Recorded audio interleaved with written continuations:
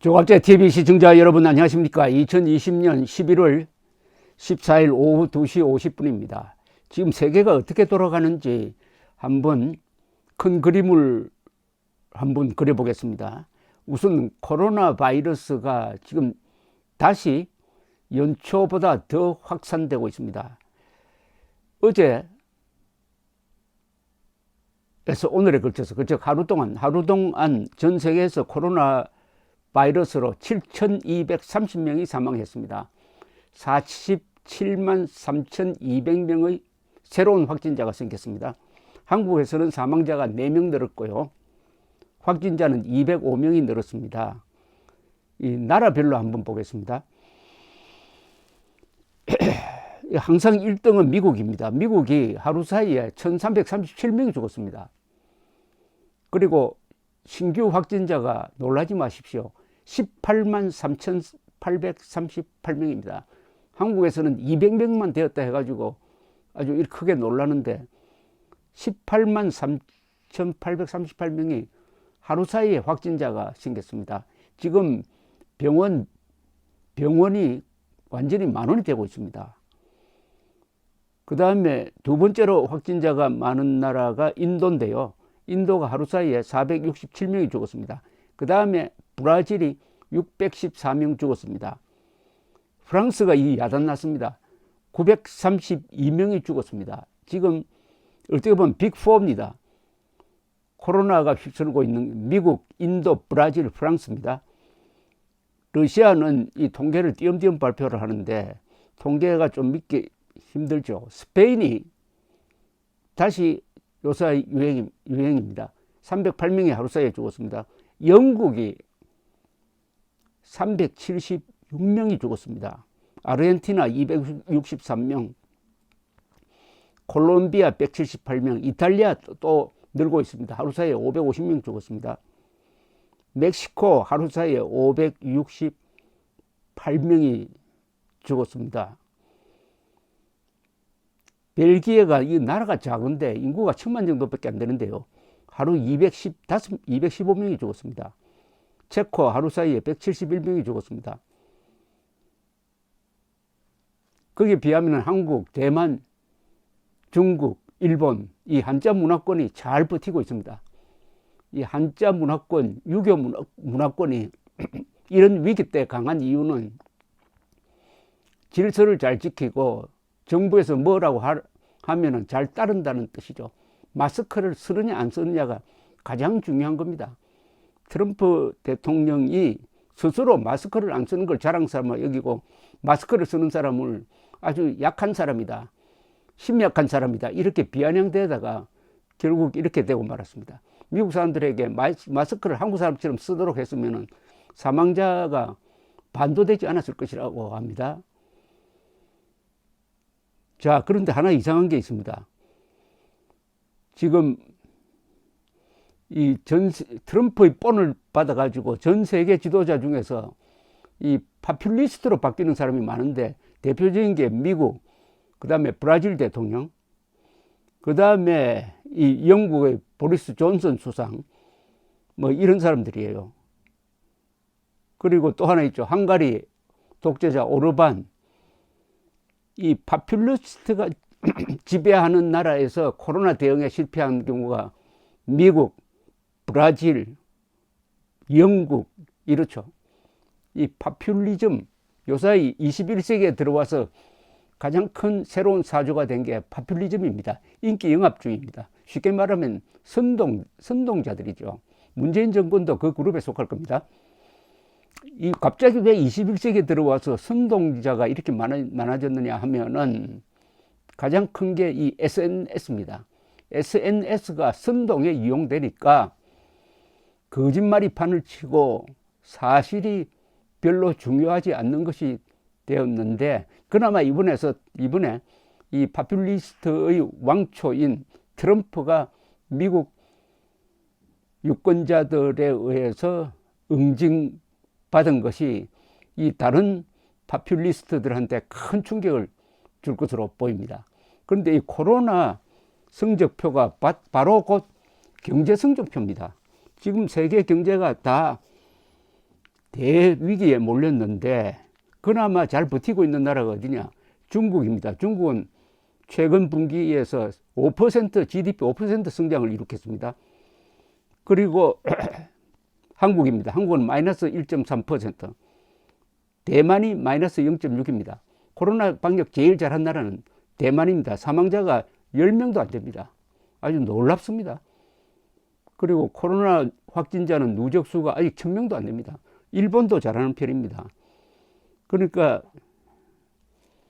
이 동북아시아 한자 문화권, 유교 문화권의 저력을 이번에 확인할 수 있었는데, 자, 경제 큰 타격을 받고 있는 나라는 미국 마이너스 9%, 지금 이건 이코노미스트라는 잡지의 통계입니다.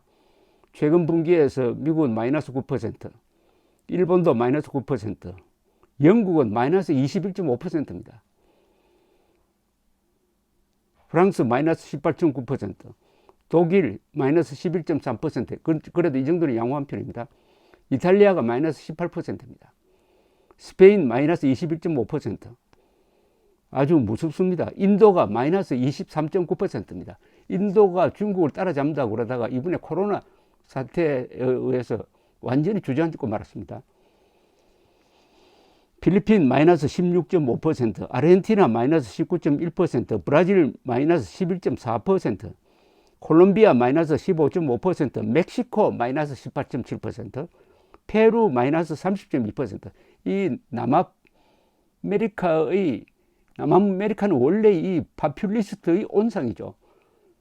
그러니까 세계 전반적으로 보면은 파퓰리스트가 코로나 대처에 실패하고, 파퓰리스트가 그러다 보니까 경제를 망치는 데 앞장서고 있습니다. 그 필두에 트럼프가 서 있습니다. 왜 파퓰리스트가 실패하느냐? 파퓰리스트는 첫째 사실을 부정합니다. 파퓰리스트는 거짓말 선동가니까 사실을 부정하고 사실에 기초한 과학도 부정합니다. 그리고 법치를 부정해요. 사실, 과학, 법치는 문명의 기초입니다.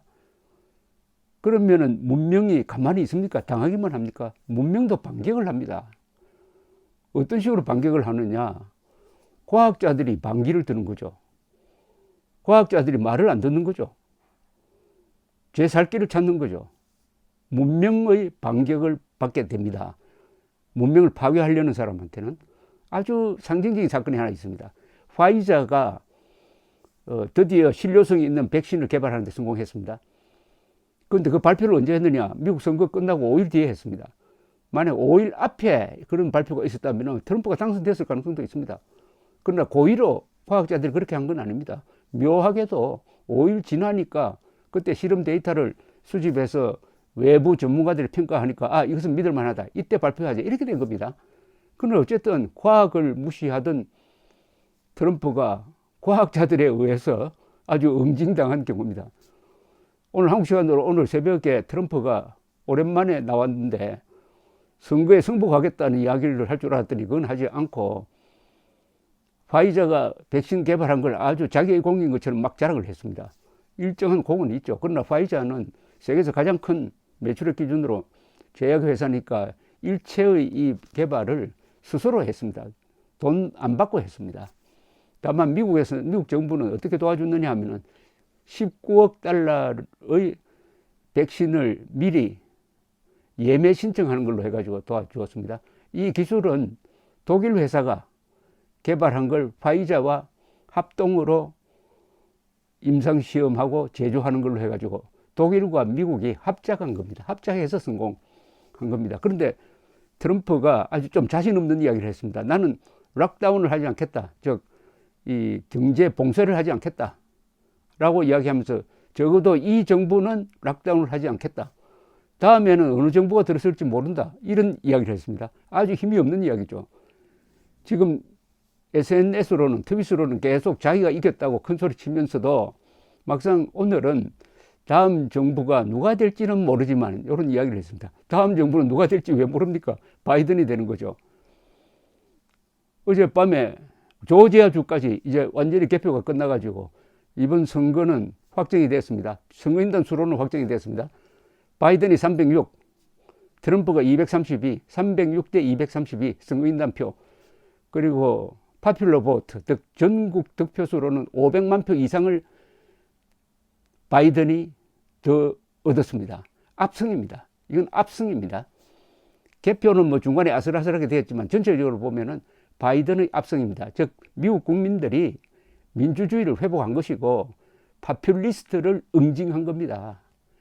지금 여러 주에서 개표 중단 소송을 하고 있는데 판판이 다 깨지고 있습니다. 어디서 깨지고 있느냐?